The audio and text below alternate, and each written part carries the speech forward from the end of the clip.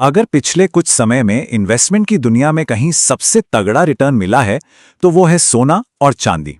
इन्होंने तो आप देखिए शेयर बाजार को भी काफी पीछे छोड़ दिया है। तो चलिए आज इसी रिकॉर्ड तोड़ रैली के पीछे की वजह को समझते हैं।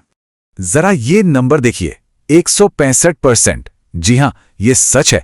चांदी ने पिछले एक साल में अपने इन्वेस्टर्स को इतना शानदार रिटर्न दिया है, सच में उनकी तो चांदी ही हो गई है। और जब हम इसकी तुलना करते हैं ना, तो तस्वीर और भी साफ हो जाती है। एक तरफ शेयर बाजार जिसने करीब 10% का रिटर्न दिया, और दूसरी तरफ सोना 81% और चांदी जैसा कि हमने देखा 165% की जबरदस्त छलांग के साथ। ये फर्क साफ साफ बताता है कि कीमती धातुओं का परफॉर्मेंस कितना बेहतरीन रहा है। और बात सिर्फ रिटर्न की नहीं है, कीमतें तो नए रिकॉर्ड बना रही हैं। 2026 की शुरुआत में ही चांदी ने पहली बार 3 लाख रुपए प्रति किलो का आंकड़ा पार कर लिया, और सोना भी पीछे नहीं रहा। वो भी 1.45 लाख रुपए प्रति 10 ग्राम के ऊपर निकल गया। ये अब तक के सबसे ऊंचे लेवल्स हैं। तो सबसे बड़ा सवाल यही उठता है कि भाई आखिर ऐसा हो क्यों रहा है? सोने चांदी में ये जो तेजी का तूफान आया है, ये थमने का नाम क्यों नहीं ले रहा? चलिए अब इस कहानी के सबसे अहम हिस्से पर आते हैं और इन कारणों को एक एक करके समझते हैं। अच्छा, इस पूरी तेजी को समझने के लिए ना पहले एक कॉन्सेप्ट समझना बहुत जरूरी है, सेफ हेवन एसेट। ये होता क्या है? देखिए, जब भी दुनिया में कोई टेंशन बढ़ती है या मार्केट में अनिश्चितता का माहौल होता है, तो निवेशक क्या करते हैं? वो अपना पैसा जोखिम वाली जगहों से निकालकर सोना चांदी जैसी सुरक्षित जगहों पर लगा देते हैं। इसी को कहते हैं सेफ हेवन। तो इस जबरदस्त उछाल के पीछे ये 5 बड़े कारण हैं। पहला, जैसा हमने अभी बात की, सेफ हेवन की मांग, जो अमेरिका चीन जैसे जियोपॉलिटिकल टेंशन्स की वजह से बढ़ी है। दूसरा, ये उम्मीद कि अमेरिकी फेडरल रिजर्व जल्द ही ब्याज दरें घटा सकता है। तीसरा है डॉलर का कमजोर होना। चौथा, दुनिया भर के सेंट्रल बैंकों ने जमकर सोना खरीदा है। और पांचवां, खासतौर पर चांदी के लिए उसकी इंडस्ट्रियल डिमांड बहुत मजबूत है। तो ये ब्याज दरें और डॉलर का खेल सोने की कीमतों को कैसे चलाता है? देखिए, बड़ा सीधा सा हिसाब है। जब ब्याज दरें गिरती हैं तो बैंक डिपॉजिट पर कम रिटर्न मिलता है, तो सोना ज्यादा आकर्षक लगता है।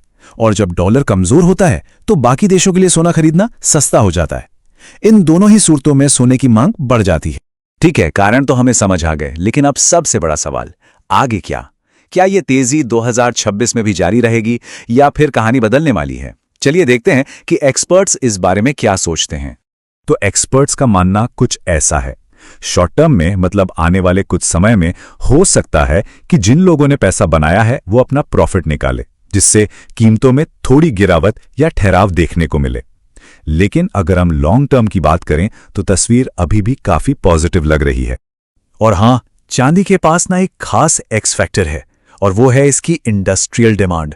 सोलर पैनल, इलेक्ट्रॉनिक्स और खासकर इलेक्ट्रिक गाड़ियों में इसका इस्तेमाल तेजी से बढ़ रहा है। ये डिमांड चांदी की कीमतों को एक मजबूत सहारा देती है।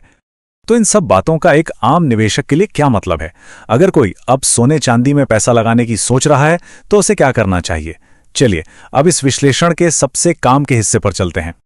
और अब वो सवाल जो इस वक्त शायद हर किसी के मन में घूम रहा है, कीमतें तो पहले से ही आसमान पर है, तो क्या अभी पैसा लगाना एक समझदारी का फैसला होगा?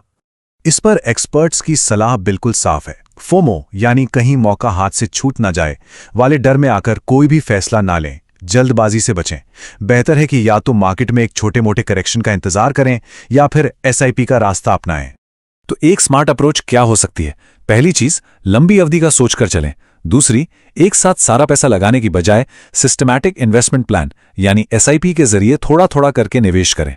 और तीसरी और सबसे जरूरी बात, शॉर्ट टर्म में होने वाले उतार चढ़ाव के लिए दिमागी तौर पर तैयार रहें। और आखिर में हम आपको इस एक सवाल के साथ छोड़कर जा रहे हैं। जिस तरह से दुनिया भर में हालात बन रहे हैं और मांग बढ़ रही है, क्या आपको लगता है कि सोना और चांदी 2026 में अपने ही बनाए हुए रिकॉर्ड्स को फिर से तोड़ पाएंगे? सोचने वाली बात है।